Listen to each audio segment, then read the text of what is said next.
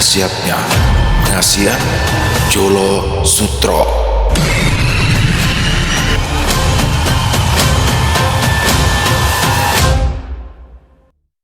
Assalamualaikum warahmatullahi wabarakatuh. Halo semuanya teman-teman, selamat malam. Selamat datang kembali di channel kesayangan kita, channel Ilo Bercerita, dan masih bersama saya Ilo dimanapun teman-teman berada. Semoga teman-teman selalu dalam keadaan sehat walafiat tanpa kekurangan satu apapun dan dimurahkan rezekinya. Amin amin ya rabbal alamin. Doa terbaik ya untuk teman-teman semua. Dan pada kesempatan yang baik ini saya akan membawakan satu kisah dari Alma. Dan ini kisahnya keren banget teman-teman. Kisah seorang pria bernama Henry di Jawa Timur nih teman-teman kejadiannya ya. Jadi dia baru meninggal oleh istrinya baru 40 hari. Jadi baru selesai 40 harian tapi dia langsung mau menikah lagi. Dia bawa tuh calonnya ke rumahnya. Tapi di sini calonnya tuh di mata ibunya tuh nggak baik ya. Jadi nggak baik rupanya dan juga tidak baik kelakuannya. Wah itu udah segala-galanya berarti teman-teman ya. Jadi rupanya udah nggak baik, kelakuannya juga nggak baik. Tapi di mata Henry dia ini kayak bidadari yang turun dari langit. Wah ini gimana nih ya kelanjutannya? Oke, sebelum kita masuk ke dalam kisahnya, buat teman-teman yang mungkin belum subscribe channel Ilo Bercerita, bisa diklik dulu tombol subscribe-nya. Jangan lupa lonceng notifikasinya juga dinyalakan agar teman-teman selalu mendapatkan notifikasi dari konten-konten yang akan kami upload selanjutnya. Untuk channel Ilo Bercerita kami upload setiap hari ya teman-teman ya, setiap malam jam 9 malam waktu Indonesia bagian Barat. Oke, nggak pakai berlama-lama lagi, pasti udah kesabaran kan untuk masuk ke dalam kisahnya. Kita langsung saja masuk ke dalam kisahnya. Kita berangkat ke Jawa Timur. Hari Jumat ini aku nikah, Pak. Tutur Henry tegas, tanpa peringatan dan tanpa persetujuan keluarga, seperti petir yang menyambar, membuat seisi rumah kaget. Saat ini, keluarganya sedang berkumpul di ruang tamu. Kebiasaan yang mereka lakukan saat selepas maghrib. Di sana, ada Pak Ali dan Bu Muji, ayah dan ibu dari Henry. Mereka sudah sepuh. Serta Retno dan juga Dewi, anak dari Henry. Usia Retno dan Dewi terpaut jarak 2 tahun. Mereka memang masih muda, namun sangat pengertian berkat didikan dari sang ibu. Retno dan Dewi saling berpandangan, kemudian menoleh pada Henry. Mereka ingin tahu kebenaran dari apa yang mereka dengar, namun takut untuk bertanya. Apa enggak terlalu cepat, Hen? Tanya Bu Muji resah. Pasalnya, istri Henry baru saja meninggal 40 hari yang lalu dan kemarin malam mereka baru saja mengadakan tahlilan memperingati 40 hari kematian istri Henry. Iya, Hen. Nanti bagaimana dengan omongan warga? Ali menambahi. Dia tidak ingin keluarganya dianggap tidak berperasaan oleh warga karena membiarkan Henry menikah lagi sedangkan tanah kuburan istrinya masih basah. Aku nggak peduli omongan warga, Pak. Yang ngejalanin hidup itu aku. Jadi aku tetap sama pendirianku. Hari Jumat ini aku nikah, jawab Henry teguh dengan keputusannya. Ia kemudian langsung pergi dari ruang tamu. Namun belum sampai ke kamarnya, Henry berbalik. Bapak sama ibu harus datang jadi wali nikahku. Aku nggak mau calon istriku sedih karena kalian gak datang. Astagfirullahaladzim. Orang tua Henry menggelengkan kepala melihat tingkah laku anaknya itu. Gimana ini, Pak? Tanya Bu Muji. Kekhawatiran tergambar jelas pada wajahnya yang sudah tidak muda lagi dipenuhi keriput halus. Ya bagaimana lagi, Bu? Anakmu itu kalau sudah punya mau gak bisa diubah. Keras kepala dia itu, ucap Pak Ali membuat Bu Muji semakin getar-getir. Sudah, biarkan saja. Biar dia tanggung sendiri akibatnya, tambah Pak Ali dengan suara lembut mencoba menenangkan hati istrinya. Retno, Dewi, sudah malam. Ayo cepat pergi tidur. Tidak, Pak Ali. Tak ingin mereka berdua larut dalam masalah orang dewasa. Baik, Kek, jawab mereka bersamaan, lalu kemudian masuk kamar, memilih tak ikut campur urusan orang tua. Di dalam kamar, Retno dan Dewi menangis. Mereka baru saja kehilangan lentera hidup mereka, ibu, yang selama ini menjadi pelindung sekaligus mentor mereka. Henry sebagai ayah bukannya menggantikan peran istrinya dan menguatkan anak mereka, dia malah memikirkan kebahagiaannya sendiri. Pagi pun tiba, matahari sudah naik ke peraduannya. Sinar yang masuk ke dalam kamar melalui celah jendela membuat penghuni kamar terbangun karena silau oleh cahayanya. Dewi dan Retno masih belum terbangun sepenuhnya. Mereka masih rebahan dengan mata berkedip bergantian, masih mengumpulkan nyawa mereka yang semalaman melayang dalam mimpi. Bu Muji di dapur menyiapkan sarapan ditemani Pak Ali. Henry sudah pergi dari pagi, entah kemana. Sejak mengatakan akan menikah, Henry tak pernah betah di rumah. Dia sibuk dengan dunianya sendiri. Retno dan Dewi datang ke dapur bersama. "Nenek masak apa?" tanya Dewi mendekati Bu Muji, mulai menggantikan Bu Muji menggoreng tempe. "Kayak biasa, sayur bobor, tempe goreng sama sambal." Bu Muji menyebutkan macam-macam masakan yang akan dibuat. Bu Muji beralih memetik daun singkong yang akan dibuat sayur. "Mana, Nek? Biar Retno aja yang kerjain. Nenek temenin kakek aja." Pekerjaan Bu Muji kembali digantikan oleh cucunya. Ia didorong pelan ke meja makan. Tidak berapa lama, semua makanan telah tersaji di atas meja. Mereka bersiap untuk makan. Namun urung saat Henry datang, ya, Henry tidak datang sendirian, melainkan datang dengan seorang wanita yang usianya lebih tua di atasnya, mungkin hampir sama dengan usia Bu Muji. "Bapak, Ibu, perkenalkan, ini Sri, calon yang aku katakan malam tadi. Gimana, cantik kan?" Henry memperkenalkan calon istrinya pada kedua orang tuanya. Dia menanyakan penampilan Sri pada Muji dan Ali, pertanyaan yang membuat kedua orang tuanya melongo, sebab jika dilihat-lihat, lebih cantik Bu Muji daripada Sri yang mereka lihat. Sri malah seperti badut karena bedak yang ia pakai tebalnya hampir 1 senti. Warna lipstiknya merah menyala seperti habis makan ayam mentah. Entah kenal di mana Henry dengan Sri jika dibandingkan dengan almarhum istrinya, bagai langit dan bumi. Mungkin dia telah dibutakan oleh cinta atau hal lain di luar nalar manusia. "Ya, cantik," jawab Bu Muji. Tak mungkin ia mengatakan hal yang sebenarnya. "Nak Sri sudah makan?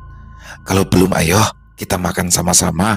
Bu Muji menawari Sri untuk makan bersama.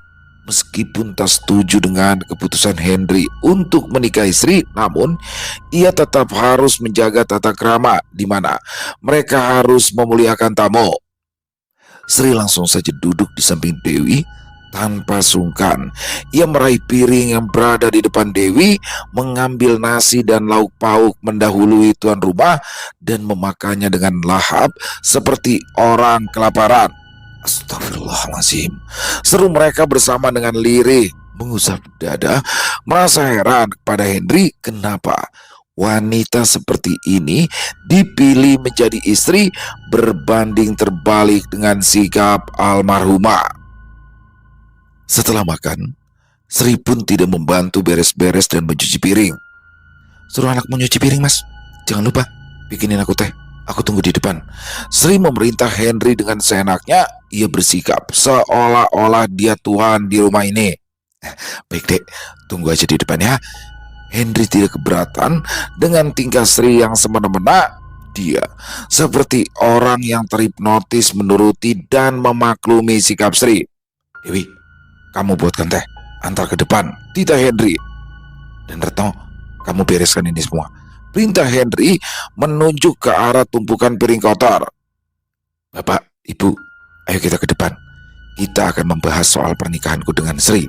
Ajak Henry, namun terdengar seperti perintah yang harus dilaksanakan.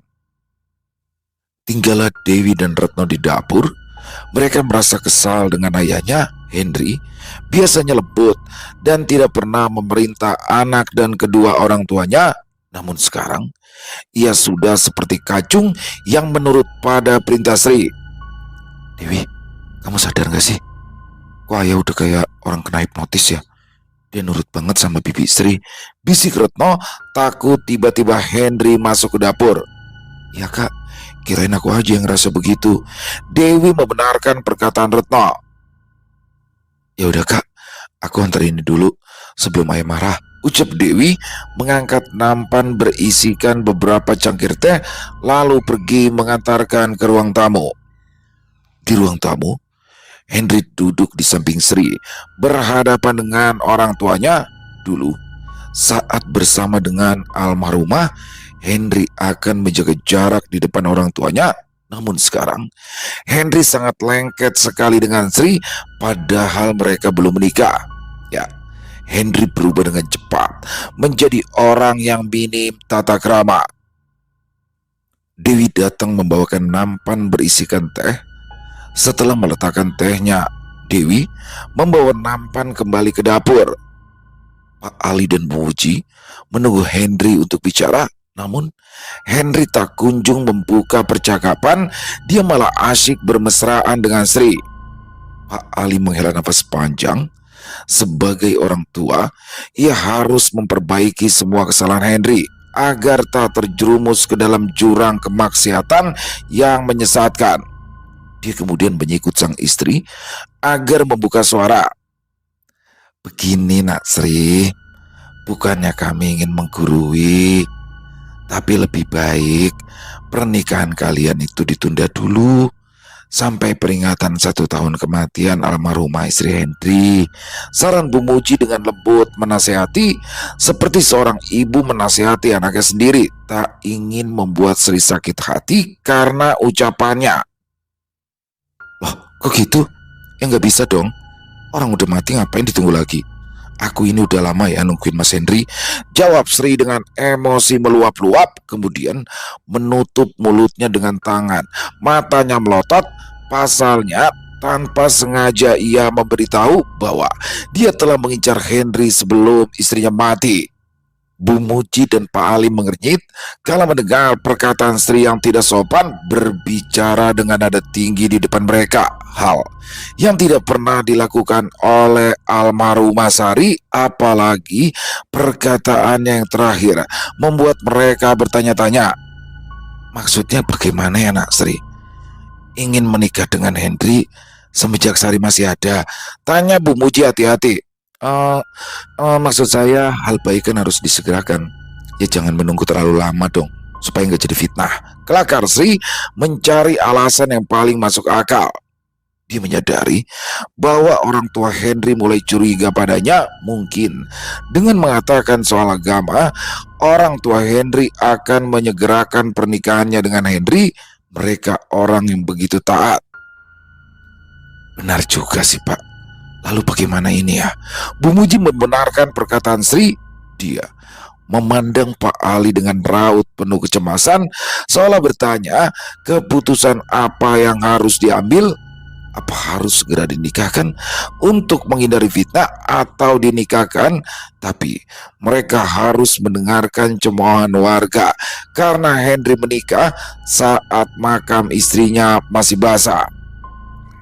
Begini saja, Bapak sama Ibu akan berunding dulu. Nanti keputusannya bagaimana akan kami sampaikan. Putus Pak Ali.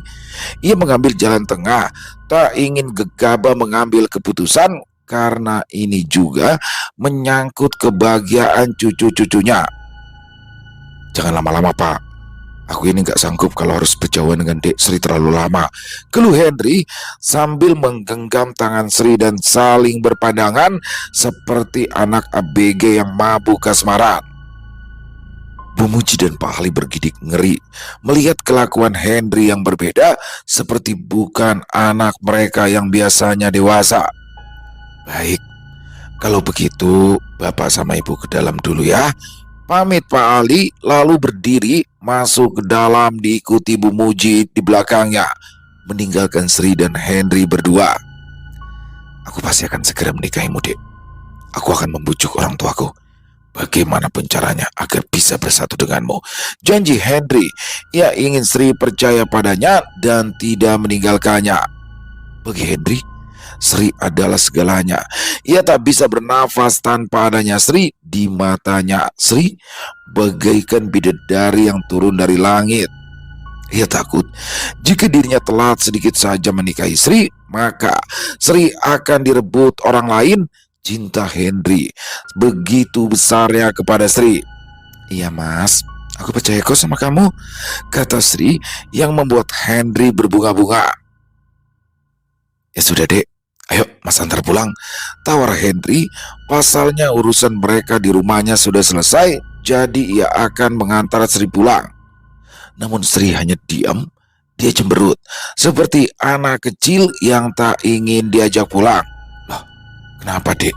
Tanya Henry, khawatir Sri marah padanya. Sri bukan menjawab, ia malah menangis sesenggukan, membuat Henry semakin kelimpungan. Waduh, kenapa dek? Apa aku salah ngomong?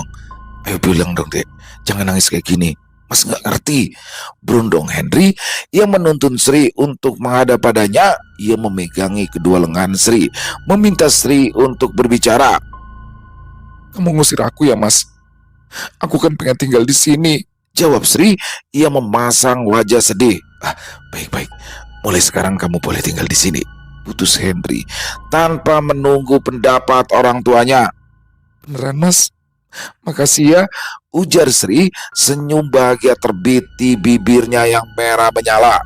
Gak usah berterima kasih dek, apapun akan mas lakukan asalkan kamu senang. Iya mas, aku percaya. Aku percaya kalau kamu akan melakukan apapun untukku. Memang benar adanya bahwa Sri menggunakan mantra pengasihan Jolo Sutro, di mana target yang terkena mantra itu akan mudah tunduk dan sulit untuk bebas. Mantra ini digunakan untuk memikat Henry. Tak hanya menggunakan mantra, dia juga menggunakan minyak yang dioleskan ke badan saat akan bertemu Henry agar aura dan pesonanya lebih terpancar, membuat target terpesona melihatnya. Keistimewaan dari ilmu ini adalah memiliki energi mistis luar biasa. Daya pikatnya mampu membuat target menyerah dan takluk pada pesona orang yang menggunakannya, dapat menimbulkan rasa cinta dan simpati yang mendalam tanpa usaha yang melelahkan. Pelet ini sangat ampuh meski berada pada jarak yang jauh. Sri bisa menggunakan pengasihan Jolo Sutro karena sang ayah dulunya adalah murid dari salah satu perguruan silat.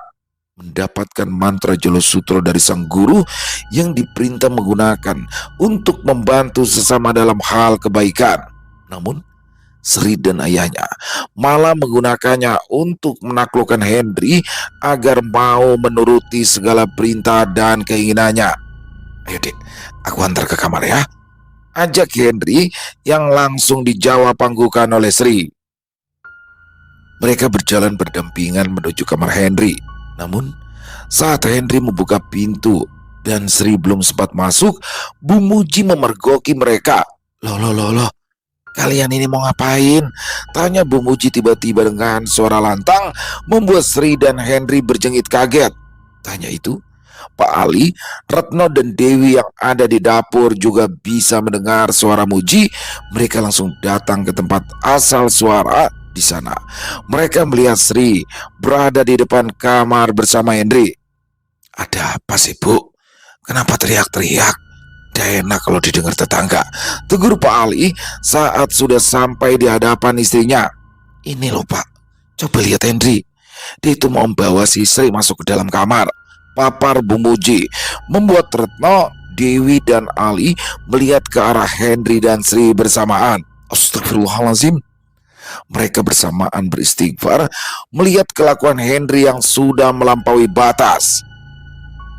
Mereka benar-benar heran apa yang sebenarnya terjadi pada Henry. Orang yang dulunya dewasa, mengerti agama dan menjunjung tinggi tata krama, kini berubah begitu drastis menjadi pembangkang dan melanggar ajaran agamanya. Mulai dari sekarang, Sri akan tinggal di sini, ucap Henry yang membuat mereka semua kaget. Maksudmu apa? Jangan bercanda, Hen. Kalian itu belum menikah. Mana mungkin bisa tinggal bersama? Murka Pak Ali tak tahu lagi harus bagaimana menghadapi Henry yang keras kepala. Ya makanya, kalau begitu cepat nikahin aku sama Sri, jawab Henry tak tahu malu. Sabar Henry, Bapak sama Ibu kan sudah bilang akan segera memberikan keputusan. Jelas Muji. Air matanya menetes saat rasa ia mulai tidak mengenali anaknya lagi karena telah diperdaya oleh wanita yang mengatasnamakan cinta. Henry tega melawan dan berkata dengan nada tinggi kepada bapak dan ibunya.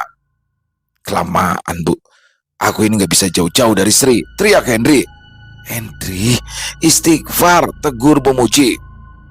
Kalau sampai nanti tetangga tahu kamu tinggal bareng tanpa ikatan pernikahan, bisa-bisa kita jadi omongan tetangga, sambung Bu Muji agar Henry mengerti apa yang ia takutkan. Di desa ini, Pak Ali menjadi orang yang cukup disegani oleh warga karena keluarganya terkenal suka menolong. Terlebih lagi Sari, almarhumah istri dari Henry, ia adalah anak orang berada. Toko besar yang menjadi pusat perbelanjaan warga sekarang ini adalah miliknya, dan karena ia telah meninggal maka diwariskan kepada Retno dan juga Dewi. Jika warga tahu kelakuan Henry, mau ditaruh di mana wajah Pak Ali? Alah, gak usah dengerin omongan warga Bu. Kita itu makan gak dikasih sama warga. Ngapain mikirin omongan mereka? Serga Henry tak mau kalah. Sudah, aku mau istirahat, capek dengerin ibu ngomel melulu, dengus Henry. Ia langsung menarik tangan Sri, membawanya masuk ke kamar dan menutup pintu dengan keras. Brak! Membuat Bu Muji tak kuasa lagi menahan air matanya. Hatinya seperti diiris-iris saat anak semata wayangnya yang selama ini ia besarkan dan ia banggakan begitu berani membentak dan menentangnya. Bagi seorang ibu, tak ada yang lebih menyakitkan daripada teriakan seorang anak padanya. Saat ia dicaci, dimaki dan dihina, ia akan tetap kuat. Namun saat mendengar teriakan seorang anak pada dirinya, maka hatinya akan hancur. Retno dan Dewi mendekat pada mereka dan membawa Bu Muji duduk di ruang tamu diikuti Pak Ali. Retno dan Dewi memeluk Bu Muji bersamaan, menyalurkan kehangatan agar Muji lebih tenang. Sudah Nek, jangan dipikirin omongan ayah ya, nanti nenek sakit, ujar Retno. Ia tak ingin sang nenek sampai sakit. Karena Bu Muji yang sudah sepuh tidak boleh terlalu banyak pikiran. Tubuhnya yang renta akan sakit jika terlalu banyak pikiran. Nanti kita pikirin bersama ya, supaya masalah ini ada jalan keluarnya Nek, usul Dewi. Bu Muji merasa lebih tenang. Berkat kedua cucunya yang pengertian, mereka pun menemani Bu Muji dan memberikan kata-kata yang menenangkan. Hari berjalan dengan cepat. Siang berganti dengan malam. Keluarga Pak Ali saat ini berada di meja makan. Mereka bersiap untuk makan malam, namun belum bisa dimulai sebab masih menunggu Sri dan Henry yang belum keluar dari kamar. Padahal Retno tadi sudah memanggil mereka untuk makan bersama. Udah nunggu lama ya? Tanya Sri sambil cengengesan tanpa rasa bersalah. Sri duduk bersebelahan dengan Henry. Dan tanpa basa-basi, ia langsung mengambil nasi beserta lauk, kemudian melahapnya tanpa menghiraukan yang lain. Begitu pula dengan Henry. Retno, Dewi Muji dan Pak Ali hanya menghembuskan nafas panjang. Mereka telah lama menunggu. Seharusnya yang lebih tualah yang didahulukan, tapi ini dengan tak tahu malunya Sri datang dan langsung melahap makanan. Loh, nunggu apa lagi? Ayo makan, perintah Henry. Setelah makan, Sri pun langsung pergi, meninggalkan piring kotor di meja makan. Henry masih diam, memperhatikan orang rumah yang tak bicara sedikit pun seolah melakukan demo mogok bicara. Setelah selesai, mereka pun sibuk masing-masing. Retno membuat kopi dan teh, Dewi mengambil piring kotor dan mencuci, Bu Muji mengalap meja makan, dan Pak Ali membantu Dewi meletakkan piring bersih ke tempatnya. Setelah selesai, Retno meletakkan kopi dan teh yang dibuatnya di meja di depan ayahnya. Setelah itu, mereka kompak meninggalkan dapur. "Tuh, mau kemana kalian?" teriak Henry, namun tak mendapat tanggapan dari mereka, seolah tak ada orang di dapur. Di pagi harinya, setelah selesai sarapan, Henry yang tidak ingin ketinggalan waktu seperti tadi malam langsung membuka suara. "Aku mau ngomong," ucap Henry tiba-tiba. Mereka tidak ada yang merespon. Kemudian Henry melanjutkan kata-katanya. "Aku jadi menikah hari Jumat. Seperti yang aku katakan kemarin. Bapak sama ibu harus datang, sama Retno dan Dewi juga sebagai wali dari keluargaku." "Baik," jawab mereka singkat. Bagaimana seserahan yang harus aku kasih sama Sri?" tanya Henry menambah obrolan agar ibu atau ayahnya mau bicara. "Terserah kamu. Bukannya yang mau nikah itu kamu. Kenapa harus bertanya sama kami?" jawab Pak Ali yang membuat Henry tertegun. Kata-kata yang biasanya diucapkan tentang tidak usah mendengarkan ucapan orang lain karena yang menjalani semua adalah dirinya, sekarang telah dikembalikan padanya oleh sang ayah. "Ya, tapi kan," ucapan Henry menggantung. Ia tak tahu harus berkata apa lagi. Ucapannya kini bagi senjata yang menghantam tubuh sendiri. Namun, karena mantra pengasihan yang telah mendarah daging, perasaan bersalah itu pergi begitu saja setelah teringat perkataan Sri ketika tadi berpamitan pulang ke rumah ayahnya. "Retno, sini kamu," panggil Henry. Retno langsung menghampiri Henry dan duduk di kursi yang berhadapan langsung dengan Henry.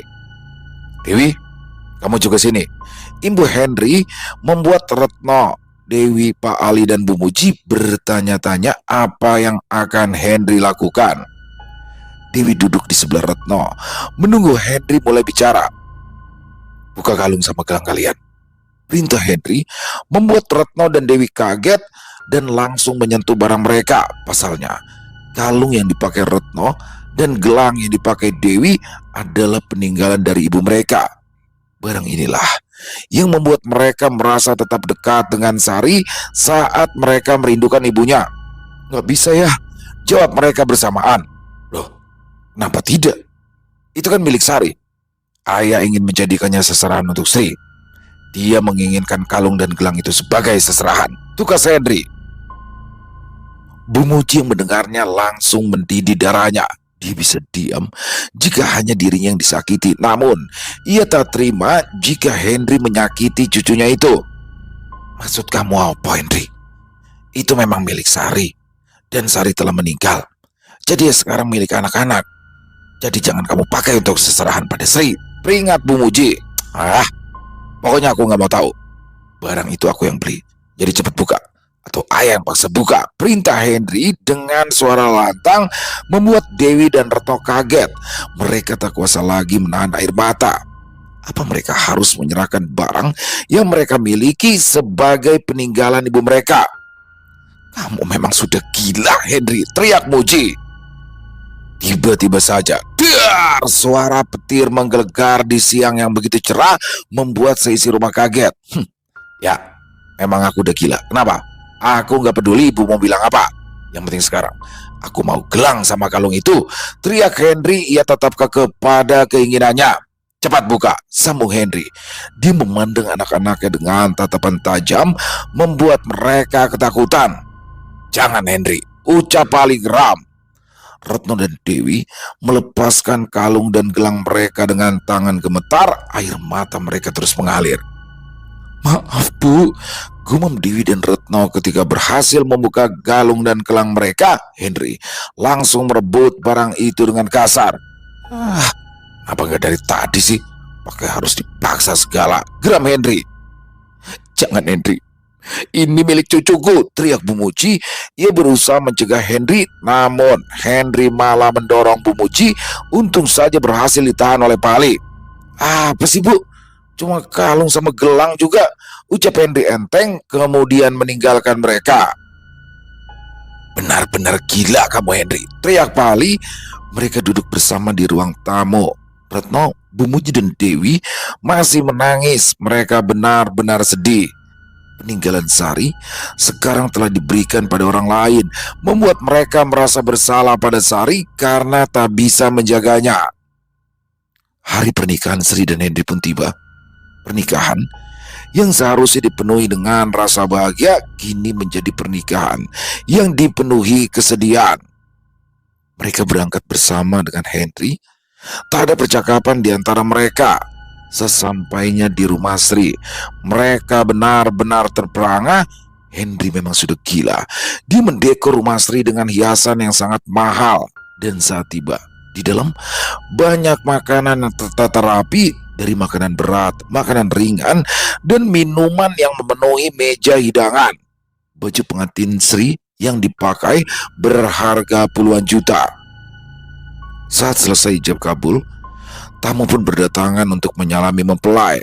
Sebagian dari mereka berbondong-bondong menyerbu area makanan, namun tidak dengan Bu Muji dan keluarga yang lain. Mereka lebih memilih duduk dan menunggu acara selesai. Menurut mereka, acara ini terlalu meriah, seperti acara selamatan desa yang dihadiri banyak warga dan kebanyakan tidak mereka kenal, membuat mereka tidak betah dan ingin cepat pulang.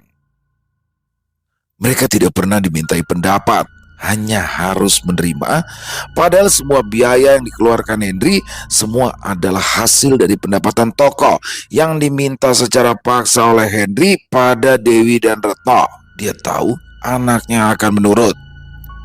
Bagus banget ya bajunya, ucap salah satu tamu yang duduk di dekat Bu Muji dan keluarga. Kalau nggak salah harganya puluhan juta itu, timpal tamu yang lain. Dekorasinya juga, dengar-dengar habis ratusan juta ini, tambah yang lain. Iya, ini semua itu keinginan Sri.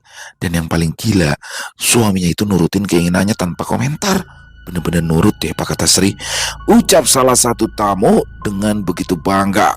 Tamu tersebut mereka kenal sebagai saudara Sri. Kamu udah dengar belum? Kemarin itu Henry itu sempat mukul pemuda karena kepergok sedang liatin Sri. Sambung mereka lagi. Astagfirullah. Gumam Retno, Ali, Dewi dan Muji bersamaan. Mereka tidak menyangka Henry sudah segila itu. Sehari setelah pernikahan Sri dan Henry, mereka memutuskan tinggal di rumah Henry.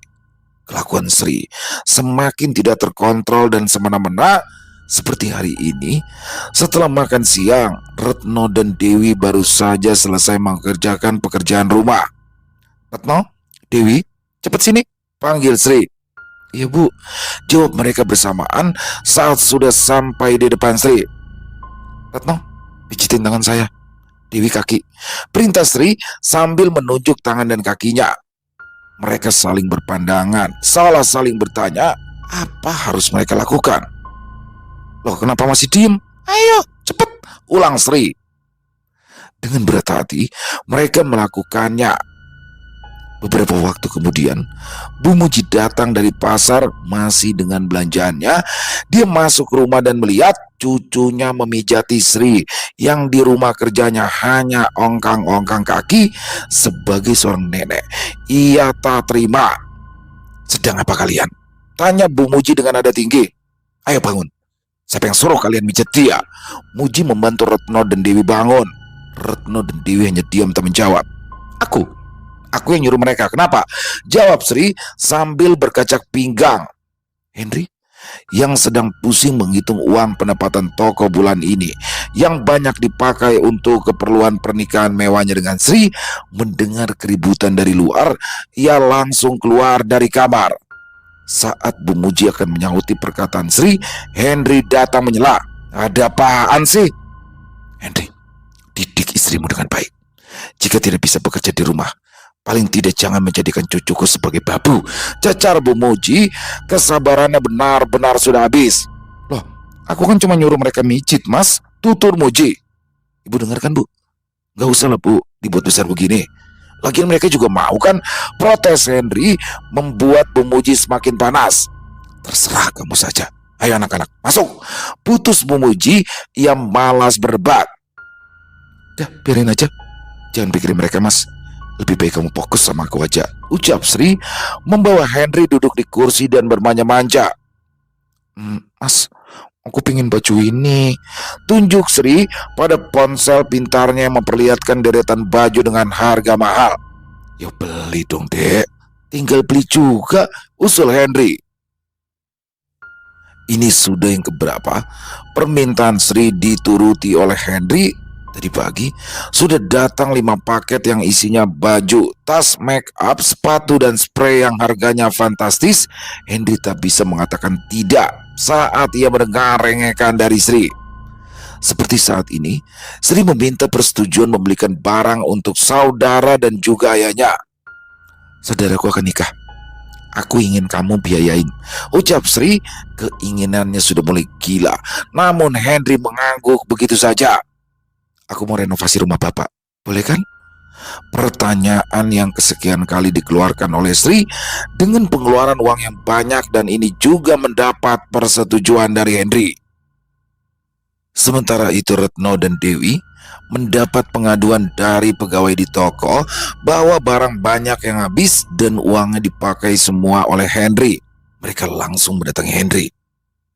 Pak, uang penghasilan bulan ini mana? Barang di toko banyak yang habis. Waktunya kita untuk belanja barang, tanya Retno saat duduk berhadapan dengan Henry dan Sri. Ia duduk bersebelahan dengan Dewi. Uangnya udah habis. Dah, gak usah belanja lagi. Jualin aja barang yang ada, perintah Henry. Tapi Pak, kalau begini terus toko bisa bangkrut, jelas Dewi. Itu bukan urusan Bapak. Kalian pikirin aja sendiri, sungut Henry. Tapi kan uangnya Bapak yang pakai. Bapak harusnya tanggung jawab dong, Pak, sanggar Retno yang mulai kesal dengan bapaknya. Karena tak ada respon yang berarti dari sang ayah, mereka pun pergi ke toko. Melihat keadaan toko, memang benar di sana banyak barang yang habis. Retno menghela nafas panjang, merasa tak sanggup dengan keadaan ini. Kenapa sama Bapak ya? Kenapa Bapak berubah jadi aneh? Tanya Retno. Mereka sedang duduk berdua di tempat istirahat pegawai. Aku juga nggak tahu, Kak, jawab Dewi singkat. Coba aja masih ada ibu, mungkin kita nggak akan bingung kayak gini, gumam Dewi lirih. Dewi menatap sekitar toko dengan pandangan kosong. Pikirannya melayang pada waktu ibu mereka masih ada. Mereka tak perlu pusing memikirkan masalah toko. Ayahnya juga dulu sangat perhatian dan tak pernah membentak mereka berdua. Namun sekarang ayahnya menjadi orang yang berbeda. Tak peduli mereka lagi menghamburkan uang untuk hal-hal yang tak berguna. Kakak juga berharap begitu, Dek, sahut Retno. Ia memeluk Dewi erat mencoba menyalurkan ketenangan. Kini mereka lah yang harus mengambil keputusan. Walau masih ada Bu Muji dan Pak Ali, tapi mereka tidak ingin membuat nenek kakek mereka kepikiran. Sudah cukup mereka selama ini dibuat kesal oleh Henry. Gimana caranya ya biar Bapak berubah lagi kayak dulu, gumam Retno. Ternyata percakapan mereka didengar oleh salah satu pegawai yang sudah bekerja cukup lama di tempat mereka. Dia sudah mendengar sejak awal, namun tak menghampiri mereka, hanya ingin mendengar cerita lengkapnya bagaimana. Takut salah menduga alasan yang sebenarnya, setelah tahu ia berani menampakkan diri. Retno dan Dewi dikagetkan dengan kehadiran pegawainya. Seorang gadis yang lebih muda dari mereka, namun berkerudung, dan tatapannya membuat hati yang memandang menjadi lebih tenang. Sinta? Kenapa? Tanya Retno kepada pegawainya. Dia menatap Sinta seperti ada yang ingin disampaikan. Begini, Kak, maaf, aku tadi gak sengaja dengar ayah kalian berubah drastis tanpa alasan. Tanya Sinta hati-hati, takut menyinggung. Ya benar. Gimana ya, Sin? Tanya Dewi. Kalau kakak mau, biar aku antar ke tempat Kiai Nur.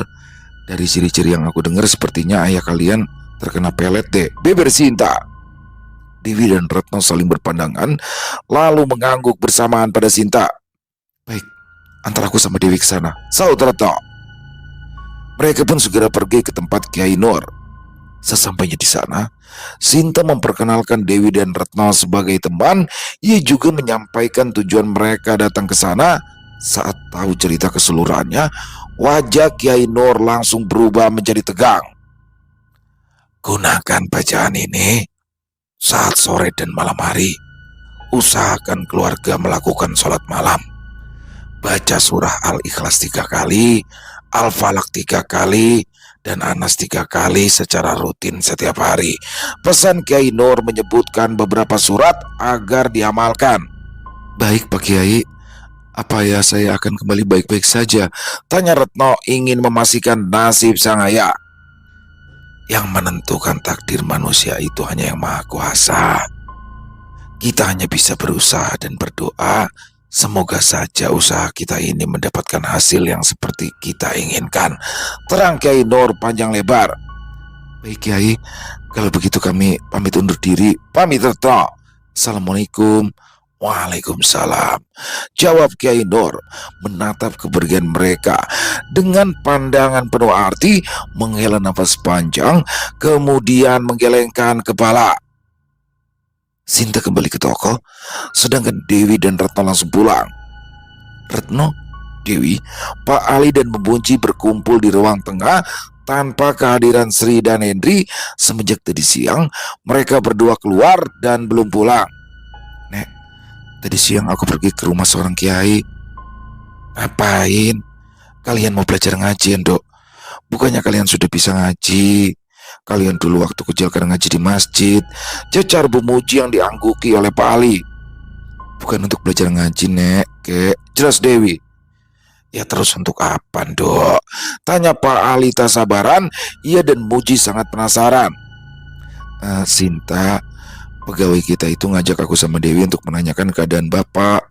Dan Kiai Nur yakin bahwa Bapak sudah terkena pelet sama istri barunya. Jelas Retno. Astagfirullahaladzim, ucap Pak Ali dan Bu Muji bersamaan. Mereka mengusap dada mereka. Benar dugaan mereka bahwa ada yang tidak beres dengan anaknya karena sikapnya yang berubah drastis dari biasanya. Dan ini bacaan yang harus kita baca setiap sore menjelang maghrib dan malam hari.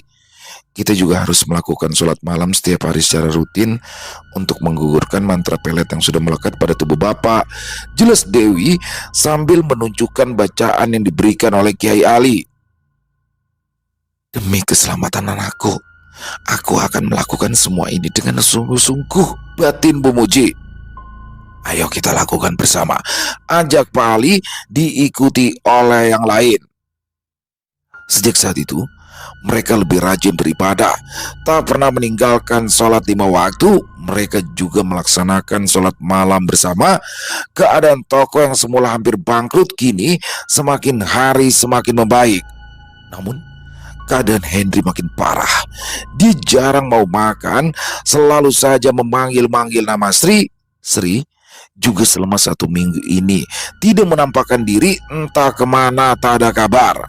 Mereka juga tidak ingin menghubunginya karena telah sakit hati dengan Sri yang tega membuat Hendri sampai seperti ini. Akhirnya, dengan keputusan bersama, mereka datang ke rumah Kiai Nur kembali, namun kali ini dengan membawa serta Hendri. Bagaimana ini Kiai? Keadaan bapak saya kenapa jadi begini? Tanya Retno. Yang lain dengan serius menunggu jawaban dari Kiai Nur. Namun tidak dengan Hendri.